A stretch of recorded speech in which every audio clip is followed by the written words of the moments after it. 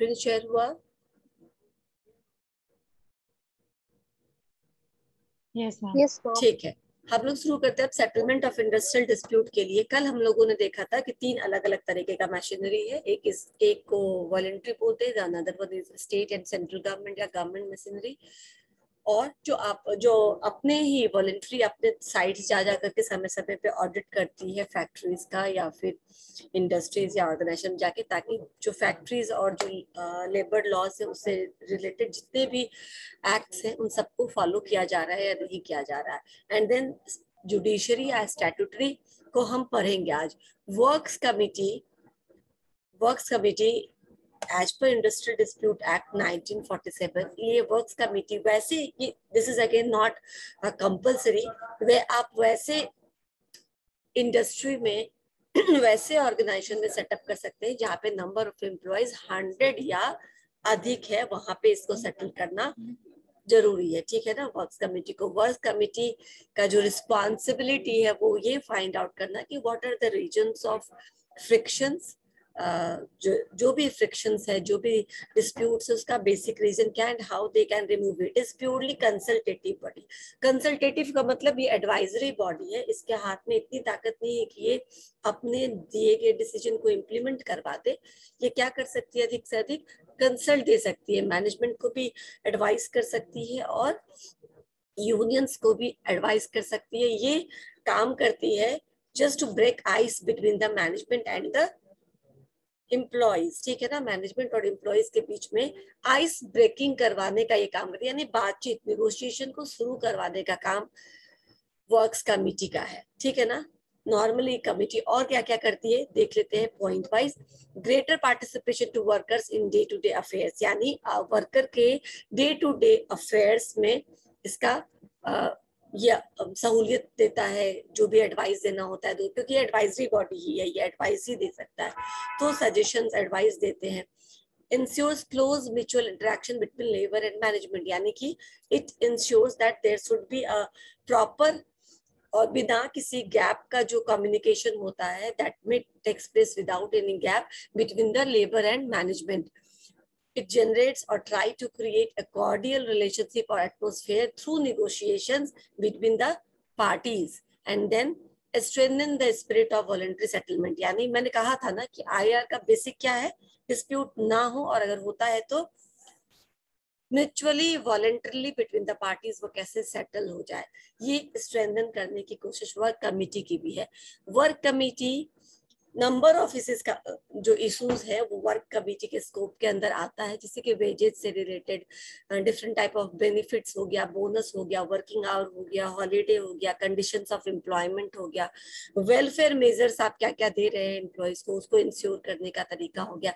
And then how you can train employees और union members to negotiate transfer, promotion, ये से related जितने भी इश्यूज होते हैं ये वर्क कमिटी के परव्यू के अंदर फॉल करता है, स्कोप में आता है। सबसे पहले इंडिया में वर्क कमिटी को टिस्को ने 1920 में अपने यहाँ शुरू किया था, लेकिन अब बोलोगे इंडस्ट्रियल डिस्प्यूट एक्ट तो 1947 में, यानी ये जो एक क्या कहते हैं एक्सपेरिमेंट था, इसको सबसे पहले टिस्को में इसको एक्ट के अंदर लाने से पहले इसको ट्राई किया था। And then after that the industrial dispute act 1947 have legalised it in 1947। ठीक है, इसको लीगल लॉफुल बना दिया, इसीलिए ये स्टैट्यूटरी मेजर्स में आ जाता है। ठीक है, और इसको बनाने के लिए प्लांट में या फिर फैक्ट्री में एटलीस्ट 100 और मोर वर्कर्स होने चाहिए। अच्छा, अब ये बहुत सक्सेसफुल लेकिन नहीं रहा। ठीक है ना, बिकॉज सबसे पहला रीजन है इसके सक्सेसफुल नहीं होने का, क्योंकि ये सिर्फ एडवाइजरी बॉडी है। एडवाइजरी बॉडी से कोई प्रॉब्लम का सॉल्यूशन नहीं होता, सिर्फ एडवाइस देने से कोई प्रॉब्लम का सॉल्यूशन होगा, या फिर आप डिसीजंस लीजिए और उसको इम्प्लीमेंट करवाइए और फिर आप फीडबैक के थ्रू चेक कर सकते हैं कि प्रॉब्लम सॉल्व हुआ या नहीं हुआ। राइट, तो सबसे मेजर रीजन इसके फेल होने का यही है, क्योंकि ये लिमिटेड स्कोप है। ये आपको प्रॉब्लम्स क्यों हुआ, प्रॉब्लम्स को रिमूव करने के लिए क्या क्या किया जा सकता है, बस ये उतना तक ही सीमित है। वो आपको बस एडवाइजेस या सजेशंस दे सकता है, कोई डिसीजन नहीं ले सकता, उसको इन्फोर्स नहीं कर सकता। ठीक है, और एम्प्लॉयर्स का भी बहुत अधिक सपोर्ट इनको नहीं मिला वर्क्स कमिटी को. They think that this works committee is like their rivals, अपने कॉम्पिटिटर्स और राइवल्स के रूप में उन्होंने इसको रिकॉग्नाइज किया. ठीक है, तो अब आते हैं अलग और भी जो जुडिशियल मशीनरीज है उस पर. अब प्रिवेंटिव मेजर्स के तौर पे इंडस्ट्रियल डिस्प्यूट में बहुत सारा प्रिवेंटिव मतलब क्या कि ना हो डिस्प्यूट ना हो, फ्रिक्शंस ना हो, इसके लिए अभी तक आपने देखा standing order, works committee, sorry उसके पहले जेएमसी हमने देखा. इस तरह से बहुत सारे हैं हमारे हाथ में, यूनियंस है, ट्रेड यूनियंस है. ये सब कुछ देखा जो वॉलंटरीली आप सीख कर सकते हैं, जहां से किसी भी डिस्प्यूट को आप सेटल कर सकते हैं. लेकिन अगर ये नहीं होता है then you have to go for judicial. आप प्रिवेंशन नहीं है, आप करेक्टिव मेजर्स है. ठीक है ना, अगर डिस्प्यूट हो गया देन हम उसको कैसे रेक्टिफाई करेंगे, वो प्रिवेंटिव से निकल करके करेक्टिव मेजर्स में आ गया है. और यहाँ पर इसके लिए 3 मशीनरी का है इसके अंदर, जुडिशरी मशीनरी के अंदर वर्क्स कमेटी के अलावा, जो कंसीलिएशन, आर्बिट्रेशन और एडजुडिकेशन के नाम से जिसको हम जानते हैं.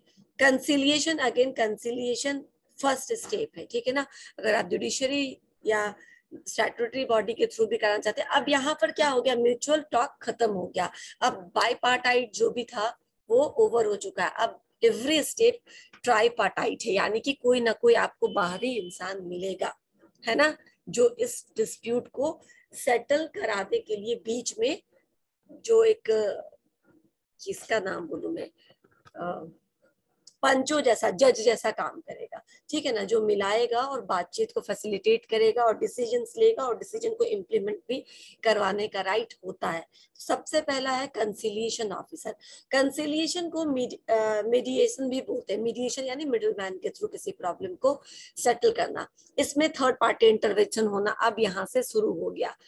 आईएलओ ने इसको डिफाइन किया है, the practice by which the services of the neutral third party are used in a dispute as a means of helping the disputing parties to reduce the extent of their difference. यानी कि conciliation officer क्या है, दो disputing parties के बीच में कैसे आप extent of differences, जो उनके बीच में मतभेद है, उसको किस तरीके से आप रिड्यूस कर सकते हो, मिनिमाइज कर सकते हो, and then arrive at a amicable settlement of that particular problem, और कैसे आप उस प्रॉब्लम को amicably solve कर सकते हैं. ठीक है, यहां तक समझ में आया? ठीक है. अब कंसिलिएशन ऑफिसर को क्या क्या, एक कंसिलिएशन के लिए कंसिलिएशन ऑफिसर अपॉइंट किया जाता है. गवर्नमेंट एक कंसिलिएशन ऑफिसर अपॉइंट, इसमें क्या होता है कंसिलिएशन ऑफिसर में, ये गवर्नमेंट अपॉइंट करती है इसको, या फिर जो भी अथॉरिटी होता है वो अपॉइंट करेगा इसको, स्टेट गवर्नमेंट, सेंट्रल गवर्नमेंट. ये कहने का मतलब है परमानेंटली और फॉर अ लिमिटेड पीरियड. ठीक है ना, परमानेंटली उनका अपॉइंटमेंट हो सकता है या फिर किसी 1-2 पर्टिकुलर केस के लिए उनका अपॉइंटमेंट हो सकता है. फॉर स्पेसिफिक एरिया, किसी खास एरिया से रिलेटेड केस को एड्रेस करने के लिए, या फिर ओवरऑल उस स्पेसिफिक इंडस्ट्री के लिए, जैसे leather industry, sugar industry, textile industry, या तो पूरे के पूरे इंडस्ट्री के लिए उनको अपॉइंट किया जाएगा परमानेंटली, या फिर किसी स्पेसिफिक एरिया के लिए टेम्परेरीली भी इनको अपॉइंट किया जा सकता है. ठीक है, ये जो केसेस हैं वो वॉलेंटरली अपने आप से कोई कंसिलिएशन ऑफिसर आकर के किसी भी डिस्प्यूट को अंडरटेक नहीं करता, अपने आप से इनिशिएटिव नहीं लेता उस प्रॉब्लम को सॉल्व करने के लिए, बल्कि गवर्नमेंट उसको रेफर करती है कंसिलिएशन के लिए. उनको केसेस रेफर किया जाता है कि आप इस केस को सॉल्व करिए. ठीक है, इस कंसिलिएशन ऑफिसर के पास पूरे राइट होते हैं सिविल कोर्ट के. ये विटनेसेस से ओथ पे विटनेस ले सकते हैं. हम बोलते हैं ना, शपथ लेता हूँ गीता की कसम खा के, कुरान की कसम खा के, व्हाटएवर. ठीक है, तो ऐसे आपको ओथ पर आपसे विटनेस लिया जा सकता है, ये राइट इनके पास होता है. And then the conciliation officer examines all facts, जितने भी उनके पास डॉक्यूमेंट्स हैं, फैक्ट्स हैं, वो पूछताछ करेंगे दोनों ही साइड से, and then try to find out the problems and their solutions. ठीक है, ये कंसिलिएशन ऑफिसर का पहला हुआ. कंसिलिएशन में जाएगा तो सबसे पहले कहाँ जाएगी बात, और वो कंसिलिएशन ऑफिसर खुद से आके वॉलंटरली नहीं आएगी, इनिशिएटिव नहीं लेगी, गवर्नमेंट रेफर करता है कंसिलिएशन ऑफिसर के पास केस को. यानी उस डिस्प्यूट के मैटर को।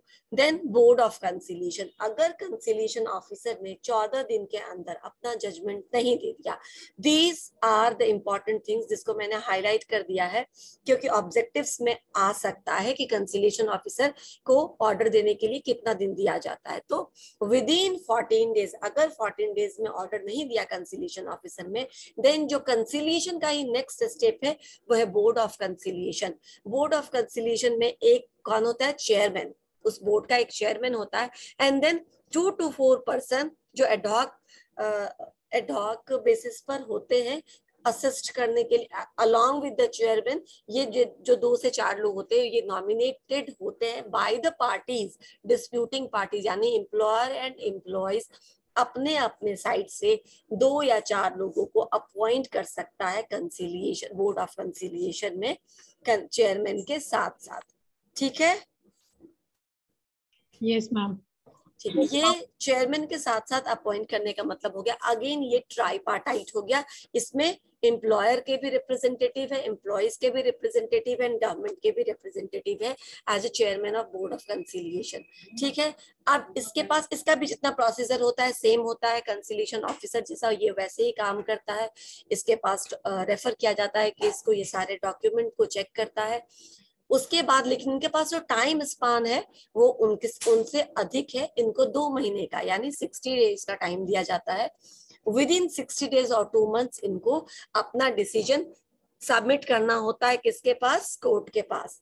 If it fails to submit its decision within 2 months then automatically it moves to court of inquiry। ठीक है, अगर ये कंसिलिएशन प्रोसीडिंग्स फेल हो जाता है इंडस्ट्रियल डिस्प्यूट को सेटल करने में, फिर गवर्नमेंट के पास एक और ऑप्शन है, अभी भी कंसिलिएशन के अंदर ही ये ऑप्शन है, जो वो कोर्ट ऑफ इंक्वायरी में रेफर करता है डिस्प्यूट को, और उसको अगेन ज्यादा समय दिया गया, उसको 6 महीने का समय दिया गया है। ठीक है ना, डिसीजन लेने के लिए। लेकिन ये जो पूरा का पूरा प्रोसीडिंग्स है कंसिलिएशन का, ये बहुत ज्यादा सक्सेसफुल नहीं है। Only 25% of the cases get annually handled, बाकी सारे क्या होते हैं, डिलेड होते चले जाते हैं, तो पेंडिंग रह जाते हैं। इसीलिए ये बहुत अधिक सक्सेसफुल नहीं हुआ कंसिलिएशन का भी, लेकिन it's a way to move forward. ठीक है ना, अगर चाहे पार्टीज इसके थ्रू सेटल कराना तो वो कर सकती है। ठीक है ना, नॉर्मली जो इनइफेक्टिव है ये मशीनरी, तो हम रीजन को एट्रीब्यूट अगर करें तो या तो जो कंसिलिएशन ऑफिसर होते हैं, नॉर्मली ये कंसिलिएशन ऑफिसर, ध्यान से सुन रहे हो ना, इट्स लाइक अ रिलीजन। ठीक है ना, आपका don't waste your time just joining the class and wasting your time, थोड़ा सुन लो, शायद एग्जाम्स के दिन याद आ जाए यही सारी बातें कि मैम ने कहा था कुछ कुछ। जो कंसिलिएशन ऑफिसर होता है वो नॉर्मली प्रमोटेड क्लर्क होता है या फिर लेबर इंस्पेक्टर होते हैं, जिनके पास ज्यादा इंडस्ट्रियल रिलेशन का ज्ञान नहीं होता। ठीक है, कोई वो लेबर कमिश्नर नहीं है, तो इनके पास लैक ऑफ नॉलेज होता है, लैक ऑफ एक्सपीरियंस होता है, लैक ऑफ बैकग्राउंड होता है, जिस एजुकेशनल बैकग्राउंड का कमी होता है, जिसके कारण, या फिर एक्सपीरियंस की कमी होती है, या फिर इंटरेस्ट नहीं लेते, इनिशिएटिव नहीं लेना चाहते, क्योंकि उन्हें लगता है कि पार्टीज आर नॉट कोऑपरेटिंग। तो इन सब कारण से कंसिलिएशन ऑफिसर, कंसिलिएशन का जो प्रोसीजर है वो डिलेड हो जाता है, और कहीं ना कहीं पर्पस नहीं सॉल्व कर पाता, डिस्प्यूट को सेटल करने में बहुत ज्यादा इफेक्टिव नहीं होता है। इसके बाद नेक्स्ट मूव है आर्बिट्रेशन। अब आर्बिट्रेशन में भी थर्ड पार्टी है। ठीक है ना, ये आर्बिट्रेशन वॉलेंट्री आर्बिट्रेशन है। कंसिलिएशन में कंसिलिएशन ऑफिसर था जो गवर्नमेंट द्वारा अपॉइंटमेंट था, अपॉइंटेड था, न्यूट्रल बॉडी था, दोनों ही बॉडी में से किसी से भी कोई मतलब नहीं है, गवर्नमेंट ने अपॉइंट किया है, और वो क्या करेगी, उनके पास सीमित टाइम है 14 डेज का, 2 महीने का, और फिर कोर्ट ऑफ इंक्वायरी के पास कितने महीने का टाइम होता है, कोर्ट ऑफ इंक्वायरी के पास कितने महीने का टाइम होता है डिस्प्यूट को सेटल करने के लिए, 6 महीने का। ठीक है, अब यहाँ से हम, हाँ, अब यहाँ से हम आए आर्बिट्रेशन में। आर्बिट्रेशन का मतलब होता है अगेन कि बीच में किसी को मीडिएटर के थ्रू, लेकिन ये मीडिएटर वॉलेंट्री आर्बिट्रेशन में वॉलेंटरली चूज किया जाता है पार्टीज द्वारा। ठीक है ना, पार्टीज जब अग्री हो जाते हैं mutually, workers and management are the parties of dispute, and जब ये पार्टीज अग्री करते हैं म्यूचुअली कि हमको कौन जो कि न्यूट्रल हो, जिसका कि दोनों ही साइड में से किसी से कोई लिंक नहीं है एंड दोनों उस पर अपनी हामी भरे, उसको हम एज एन आर्बिट्रेटर रख सकते हैं। इसकी एडवोकेसी महात्मा गांधी ने की थी। अहमदाबाद टेक्सटाइल इंडस्ट्री जब वहां पे बहुत सारा प्रॉब्लम चल रहा था तो उन्होंने कहा कि voluntary arbitration should be a measure to remove the frictions और कॉन्फ्लिक्ट्स बिटवीन द पार्टीज। तो लेकिन इसको इंडस्ट्रियल डिस्प्यूट एक्ट 1947 में कब इसको इंक्लूड किया गया? 1956 में, after amendment in the act. ठीक है, वॉलंटरी आर्बिट्रेशन बीच में जोड़ा गया इसको 1956 में थ्रू एन अमेंडमेंट। हम कंसिलिएशन वाले में भी तीसरा पार्टी आता है तो उसमें गवर्नमेंट रेफर करता है और इसमें खुद से म्यूचुअली चूज आप वॉलंटरीली चूज कर सकते हैं। ठीक है, ठीक है ना। इसके बाद आएगा फिर से गवर्नमेंट का रूल। अभी वॉलंटरी आर्बिट्रेशन में वॉलंटरी है यानी कि सेटलमेंट ऑफ डिस्प्यूट के लिए वर्कर एंड मैनेजमेंट आपस में सहमति से किसी आर्बिट्रेटर को रखते हैं। ठीक है ना? Yes ma'am. ओके, ये उनको मौका दिया जाता है वापस से अपने हिसाब से डिस्प्यूट को सेटल करने का। देन कंसिलिएशन प्रोसीडिंग्स अगर फेल कर जाता है तो आप जा सकते हैं वॉलंटरी आर्बिट्रेशन में। वॉलंटरी आर्बिट्रेशन जो होता है that refers to getting the dispute settle through independent person. Independent person यानी म्यूचुअली अग्रीड है। वॉलंटरीली मतलब एम्प्लॉयर एंड एम्प्लॉइज ने अपने इच्छा से उनको चुना है, म्यूचुअली अग्री करके चुना, लेकिन ये इंडिपेंडेंट है, दोनों ही में से इनका किसी से कोई रिलेशन नहीं है। ठीक है ना? ना एम्प्लॉयर साइड से ना एम्प्लॉय साइड से, ना ये किसी यूनियन के रिप्रेजेंटेटिव है ना ये किसी एम्प्लॉयर एसोसिएशन से एसोसिएटेड है। ठीक है? yes, अब ये एक बनाया गया बिकॉज जो एडजुडिकेशन है जो हम आगे आएंगे वो एक लेंदी प्रोसीजर है। ठीक है ना? काफी टाइम टेकिंग प्रोसीजर है, तो इसलिए बीच में ये एक और रखा गया कि कंसिलिएशन में अगर कोई बात खत्म नहीं होती है, कंसाइल नहीं कर पाते हम किसी प्रॉब्लम को, किसी डिस्प्यूट को, तो हम जा सकते हैं कहाँ पे? वॉलेंट्री आर्बिट्रेशन में, जो उतना लंबा नहीं होगा और जो आर्बिट्रेटर होगा उनके पास कोई लीगल या कोई जुडिशियल पावर्स नहीं होता है। इनके पास पावर्स कहाँ से आता है? डिस्प्यूटिंग बॉडीज इनको पावर देता है कि आप जो भी कहेंगे हम वैसा करेंगे, आप जो भी मांगेंगे, जब बुलाएंगे, जिस जगह पे बुलाएंगे, जिस तरीके से आप इंक्वायरी करना चाहेंगे, वी विल कोऑपरेट यू। और इट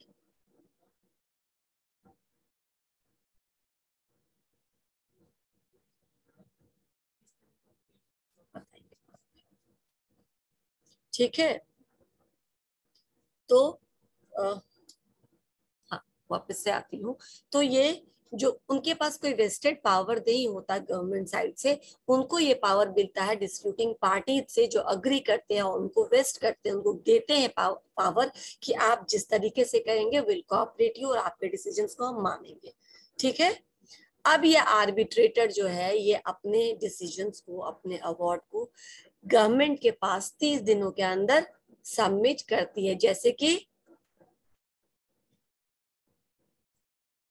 ठीक, इनके पास भी टाइम स्पान बंधा हुआ, जैसे 14 डेज हमने देखा था किसके केस में? Board of conciliation officer 14 days, board of conciliation के पास 2 मंथ्स एंड 2 मंथ्स है ना? चेक कर लेना है। एंड देन उसके बाद कोर्ट ऑफ इंक्वायरी के पास 6 मंथ्स। अभी यहाँ आर्बिट्रेटर के पास 30 डेज का टाइम होता है। 30 डेज के अंदर नहीं सॉरी, ये जो आर्बिट्रेटर सबमिट करते हैं गवर्नमेंट के पास अपना रिपोर्ट, गवर्नमेंट उसको पब्लिश करती है 30 दिनों के अंदर। ठीक है ना? गवर्नमेंट उस रिपोर्ट को पब्लिश करने का क्या मतलब हुआ कि वो जो भी डिसीजन लिया जाता है उसको इम्प्लीमेंट कराने के लिए 30 दिनों में देती है आदेश और दोनों पार्टीज को बोलती है इम्प्लीमेंट करने के लिए विद इन 30 डेज। ठीक है? अगेन जो परफॉर्मेंस है वॉलंटरी आर्बिट्रेशन का, वो डिस्प्यूट को रिजॉल्व करने का है। ये भी बहुत ज्यादा सक्सेसफुल नहीं है। Hardly 2 to 3% of the disputes get settled through agar if 2 to 3% of the disputes not settled by conciliation, then it is referred to the voluntary arbitration. National commission ने बहुत कुछ रीजंस बताए हैं कि क्यों आर्बिट्रेटर भी बहुत सक्सेसफुल नहीं होता है। Lack of arbitrator who command the confidence, यानी जो आर्बिट्रेटर है वो उनकी कमी है, वैसे आर्बिट्रेटर की, वैसे पंचों की कमी है जिस पर दोनों पार्टीज का कॉन्फिडेंस हो। ठीक है ना? पार्शियल आर्बिट्रेटर नहीं होने चाहिए। तो इस चीज की कमी है। Law provides no appeal against the award given by the arbitrator, यानी आर्बिट्रेटर के द्वारा दिए गए डिसीजंस के अगेंस्ट आप अपील नहीं कर सकते हैं। ठीक है, यानी वो मान्य होगा, मानना पड़ेगा। ठीक है। Yes ma'am. And the absence of simplified procedure, और यहाँ पे भी कोई सिंप्लीफाइड प्रोसीजर नहीं है, टाइम टेकिंग है। तो इसलिए इन तीनों रीजन से हो सकता है कि जो आर्बिट्रेशन है वो बहुत ज्यादा पॉपुलर नहीं हुआ है। तो अगर आप कंसिलिएशन के बाद सीधा एडजुडिकेशन में भी जा सकते हैं तो जा सकते हैं, क्योंकि इससे पहले आपके पास एक और ऑप्शन है वॉलेंट्री आर्बिट्रेशन का। ठीक है। लेकिन अगर यहाँ पे आए और इसके जो डिसीजंस है वो आपने नहीं माने, ऐसा नहीं होगा, क्योंकि आपने खुद ही अपने मर्जी से अपने आर्बिट्रेटर को चुना है और उनके दिए गए जो भी डिसीजंस है वो क्या है, उसके अगेंस्ट आप जाके अपील नहीं कर सकते। ठीक है। अब एडजुडिकेशन में आते हैं। एडजुडिकेशन अगेन क्या हो गया, it is also type of the same thing जो हमने आर्बिट्रेशन में पढ़ा, लेकिन ये दोनों तरीके का होता है। वॉलेंट्री तब जब दोनों पार्टीज अग्री करती है इस डिस्प्यूट को थ्रू एडजुडिकेशन सॉल्व करने के लिए। ठीक है, हम एडजुडिकेशन में जाने के लिए तैयार हैं। अगर दोनों पार्टीज तैयार है then it becomes voluntary adjudication. और अगर गवर्नमेंट रेफर करती है एडजुडिकेशन में विद और विदाउट द कंसेंट, वो हो सकता है कंसेंट ले पार्टी से, हो सकता है बिना किसी कंसेंट लिए उस केस को सीधा एडजुडिकेशन में गवर्नमेंट रेफर कर दे, तो इसको हम बोलेंगे कंपलसरी एडजुडिकेशन। दोनों तरीके का होता है, वॉलेंट्री भी कंपलसरी भी। वॉलेंट्री जब दोनों पार्टीज अपने आप से अग्री हो जाए उसके थ्रू डिसीजंस लेने के लिए या फिर अपने प्रॉब्लम्स को सॉल्व करने के लिए। कंपल्सरी तब अगर आप नहीं तैयार है then government can refer it to adjudication and then it becomes binding for both parties. ठीक है। ठीक है। अब एडजुडिकेशन के लिए भी 3 टायर एडजुडिकेशन मशीनरी है, जहां पे लेबर कोर्ट, इंडस्ट्रियल ट्रिब्यूनल और नेशनल ट्रिब्यूनल की हमने बात की थी। ठीक है ना। ये एडजुडिकेशन 3 टायर प्रोसेस है। 3 टायर एडजुडिकेशन में सबसे पहले आप कहाँ जाएंगे, तो आप लेबर कोर्ट में जाएंगे। ठीक है ना। लेबर कोर्ट क्या है, लेबर कोर्ट में एक इंडिपेंडेंट पर्सन होता है जिसको हम प्रिसाइडिंग ऑफिसर बोलते हैं। ये प्रिसाइडिंग ऑफिसर क्या होता है, जज होता है किसी हाई कोर्ट का, किसी हाई कोर्ट का जज हो सकता है, या फिर किसी डिस्ट्रिक्ट का कोर्ट का जज हो सकता है, या फिर एडीएम हो सकता है। इनके पास एक्सपीरियंस होना चाहिए 3 साल का। अगर वो जज है हाई कोर्ट के, डिस्ट्रिक्ट कोर्ट के, या फिर वो एडिशनल डिस्ट्रिक्ट जज है, एडीजे है, तो इनका एक्सपीरियंस कम से कम 3 साल का होना चाहिए। या ये जज नहीं है लेकिन जुडिशियल ऑफिसर है, जुडिशियल ऑफिसर्स को होल्ड करते, किसी और ऑफिसर्स ऐसी जुडिशियल ऑफिसर्स को, न्यायिक किसी पोजीशन को होल्ड करते हैं, तो इनके पास कम से कम 7 इयर्स का एक्सपीरियंस होना चाहिए before being presiding officer of the labour court. ठीक है ना। लेबर कोर्ट के यानी यहाँ पे एक्सपीरियंस्ड लोगों को अपॉइंट किया जाता है, नॉट लाइक कंसिलिएशन ऑफिसर की आप प्रमोटेड क्लर्क या प्रमोटेड लेबर ऑफिसर को आप कंसिलिएशन ऑफिसर और कंसिलिएशन के लिए भेज देते, जिनके पास खुद अनुभव की कमी रहती है। ठीक है। अब क्या है, हाँ, कौन कौन सी चीजों से रिलेटेड, कैसे कैसे डिस्प्यूट्स को ये लेबर कोर्ट हैंडल करता है। द प्रोप्राइटरी और legality of an order passed by the employer under the standing order, यानी हमने स्टैंडिंग ऑर्डर कल पढ़ा था। ठीक है ना। स्टैंडिंग ऑर्डर में रूल बुक है एक तरह का, समझ लो, जो भी रूल्स होंगे वो उस पे लिखे जाते हैं with the consent of both the parties. ठीक है ना। और उसको भेजा जाता है किसके पास, सर्टिफाइंग ऑफिसर के पास। बताया था कल मैंने, सर्टिफाइंग ऑफिसर उसको सर्टिफाई कर देता है, then that becomes binding, that should be displayed at the prominent places of the factory और द इंडस्ट्री। कहा था ना कल मैंने। तो ये जो प्रोप्राइटरी, ये कोई भी ऑर्डर पास होता है, एम्प्लॉयर किसी भी ऑर्डर को पास करता है, उसकी लीगैलिटी को चेक करने के लिए कुछ ऐसा तो नहीं है जिससे आप एक्सप्लॉइट कर सकते हैं, क्योंकि कई बार workers are not so innocent. ठीक है ना। Workers are not so knowledgeable, तो आप उनको मूर्ख बना सकते हैं। तो जस्ट टू चेक कि जितने भी रूल बुक में जो भी रूल्स लिखे गए स्टैंडिंग ऑर्डर में वो सब सही है या नहीं है, उसकी लीगैलिटी को चेक करना इनका काम होता है। ठीक है। उससे रिलेटेड इशू को ये हैंडल करते हैं। The application and interpretation of standing order, यानी जिस तरीके से उसको इम्प्लीमेंट किया गया है और उसको इंटरप्रेट करना, एनालाइज करने का काम लेबर कोर्ट का है। ठीक है ना। हर एक इंडस्ट्री के स्टैंडिंग ऑर्डर को एनालाइज करना, ये तर्क संगत है, ये तर्क संगत नहीं है वगैरह काम स्टैंडिंग लेबर ऑफिसर का है। Discharge and dismissal of workman and grant of relief to them.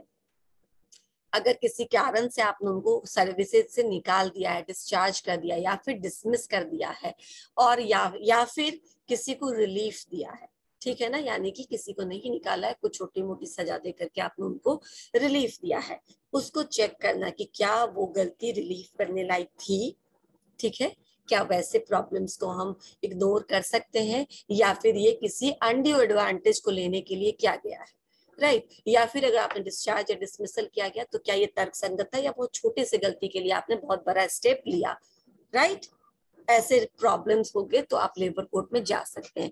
Withdrawal of any statutory concession और प्रिविलेजेस, गवर्नमेंट ने बोला है कि क्या क्या होना चाहिए, तो टेम्परेचर मॉडरेट होना चाहिए, ठीक है ना, हाइजीनिक एटमॉस्फेयर होना चाहिए, क्रेच होना चाहिए, कैंटीन होना चाहिए, सिटिंग अरेंजमेंट सही होना चाहिए, ये सारा है हमारे फैक्ट्री एक्ट में, है ना। स्पिटून्स होना चाहिए, टॉयलेट्स होना चाहिए, separate toilets for male and female, creche होना चाहिए लैक्टेटिंग मदर के लिए, ये सारी सुविधाएं लिख दी गई है।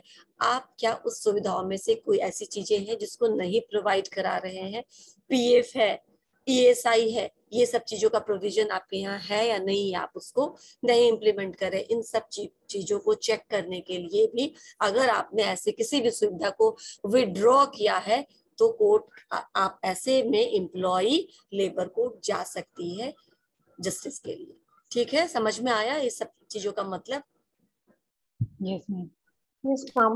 इलीगलिटी और अदरवाइज ऑफ इन स्ट्राइक और लॉकआउट, स्ट्राइक या लॉकआउट है, क्या वो लीगल है, क्या आपने नोटिस दिया था स्ट्राइक से पहले या फिर लॉकआउट किया गया तो क्या एम्प्लॉयर ने आपको पहले बताया था, अगर रिट्रेंचमेंट हुआ है तो आपको नोटिस पीरियड मिला है, you have been get paid for that particular period, अगर ये नहीं हुआ तो इलीगल है, और इन इलीगल चीजों के लिए भी आप लेबर कोर्ट जा सकते हैं। समझ में आ रहा है ना, मैं अभी थोड़ा इसलिए फास्ट बोल रही हूँ स्ट्राइक एंड लॉकआउट क्योंकि कल ही बताया है, कल परसों ही हम लोगों ने डिस्कस किया है कि कैसे स्ट्राइक्स अलाउड होते हैं जेएमसी में, याद आ रहा है ज्वाइंट मैनेजमेंट काउंसिल के अंदर कि यूनियन की क्या रिस्पॉन्सिबिलिटी है, एम्प्लॉयर की क्या रिस्पॉन्सिबिलिटी है, पता है ना ये सब।